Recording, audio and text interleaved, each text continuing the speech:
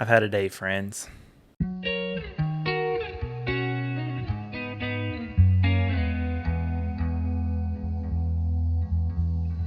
So a while back, a friend of mine actually loaned me his Nintendo 64 so that I could experience some classic games that I've never been able to play before for the very first time in 2020.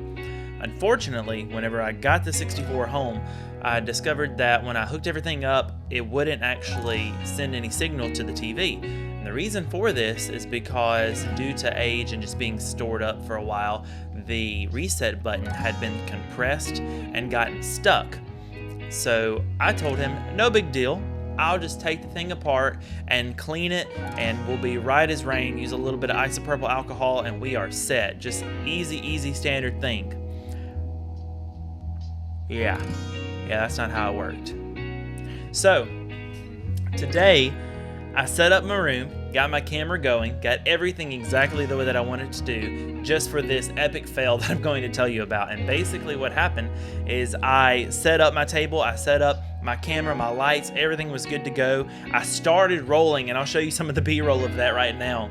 I started rolling the camera so that I could actually take this thing apart on camera. I was going to cut it down for YouTube. It was all going to be really great. And that's when I discovered that Nintendo has a very specific security bit that they used to put the Nintendo 64 together. And without that bit, which you can't get in a standard collection of bits, you have to specially order it, you actually can't take the thing apart.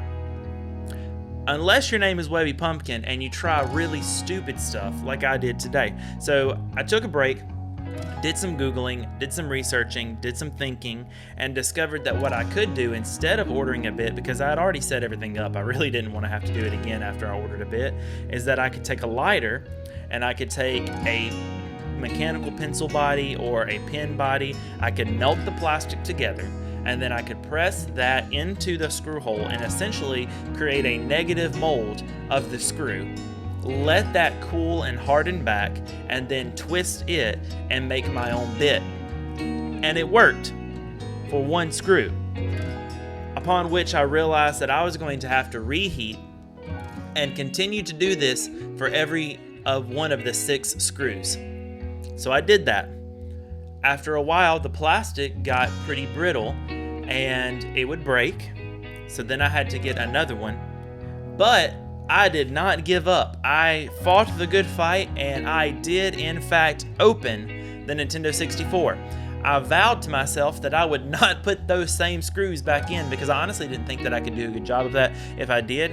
I got the 64 open, and I'll show you some footage of that now, and I did what I said I was going to do. I opened it up, I cleaned the thing out, I used some alcohol. It was very nasty in there. It was really dirty. I don't know how long it's been sitting up. It was owned by 2 middle school to teenage aged boys that I'm sure really loved it and took care of it, but didn't really necessarily know how to keep electronics pristine. It's just the nature of the game. And so we got all that cleaned up. I went to Lowe's, walked into the hardware store, looked for basically the exact same screw so that I could replace the screw, the security bit screw, with one of like a Phillips or flathead style so that I wouldn't have any issues. I found it. I tested it out with nuts and everything that were in this store. There were an awful lot to choose from, but I did find it. I brought that home. I also grabbed some super glue to fix up some pieces of plastic that I noticed were broken on the inside whenever I got it open. I had heard rattling whenever I actually put the thing down, so I knew that there was something in there, and I was going to fix that, so I picked up that. I get all the way home. I open it back up. I turn on the cameras just to realize that the super glue that I purchased is damaged. The bottle had a hole in it or something, and all the super glue had dried up. And I didn't want to go back to the hardware store, even though I would have gotten my money back if I did that. So what I did instead was I drove up to the dollar store up the street, and I looked for super glue, of which they had none. And then I found nail glue. So I was going to use that. Luckily, as I was walking out of the trail that dollar stores will make out of chips and candy aisles and things like that on your way up to the register, I actually found about 3 different types of super glue. So I put the nail glue back, and I grabbed some crazy glue, and I I checked out. I came home before I came home, as I was pulling out of the parking lot, I backed into a shopping cart that I didn't see there because my car is taller than dollar store shopping carts. And luckily there's no damage, but I was still like, really? Is this really how it's gonna go? So then I came home, put it all together, got the super glue, I glued the pieces back together. All is right in the world, and I go to put the bits back in. The screws are fitting fine on the top place, in the top piece, but as I do that, I notice that the Nintendo 64 is starting to separate again, and I look at it, and I realize that even though I matched it to the best of my ability at the hardware store, the new screws that I bought do not fit. So what am I left to do? Well, I start looking through a bunch of old screws. I keep a little container of just screws and nails and everything, and I try one of those, and it kind of fits, but the thread is not right, so it doesn't actually thread in correctly either. So I get my lighter, and I heat up my pen, and I start putting this thing back together. It's cleaned up, the reset button works fine, and I'm happy to tell you that I was able to get everything put back together, go into the living room, connect it to my TV. The reset button works great. I flip the switch, the light comes on, there's power going to the console, but no picture. So I tried a couple games. I tried Donkey Kong 64, and that didn't work. I tried Pokemon Snap because I've played it on another 64 that I borrowed from another friend, and I know that it works, and it didn't come through. I tried Mario 64, it didn't work, and just an assortment of games that I had lying around. I even did the where you blow into it thing that we learned in the 90s that works, and I put that back in there.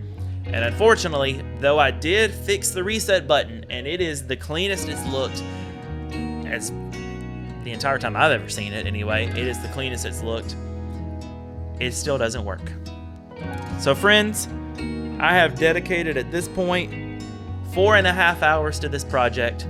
I decided to upload the YouTube video anyway because I want little boys and little girls to know that sometimes things don't work out the way that we planned. But for the content, unfortunately, it seems that the reset button was not all that was wrong with this 64. I'm not sure if it's a cable.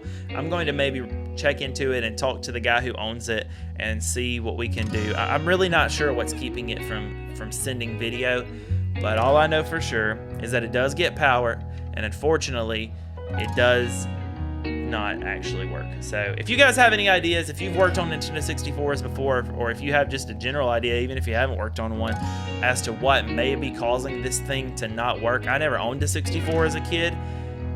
Let me know, please. I really appreciate it. Hey guys, if you enjoyed my suffering today and liked this video, please give it a thumbs up. That would mean a lot. And hey, if you enjoy the channel and you want to help support it, you can do that by hitting that subscribe button. That would mean an absolute ton to me. Thank you so much for watching the video to the end. And hey, if you ever want to hang out with us and just chat with me live and make fun of me because you know how to fix your 64, then you can do that at twitch.tv/WebbyPumpkin. We're there every Monday, Tuesday, and Friday at 7 p.m. Central Standard Time. I would be honored to have you there. I would love to hang out with you. Let me know what I did wrong because I genuinely don't really understand why it didn't work. But the reset button works great. The reset button works great. Love you guys, and I'll catch you in the next video. See ya.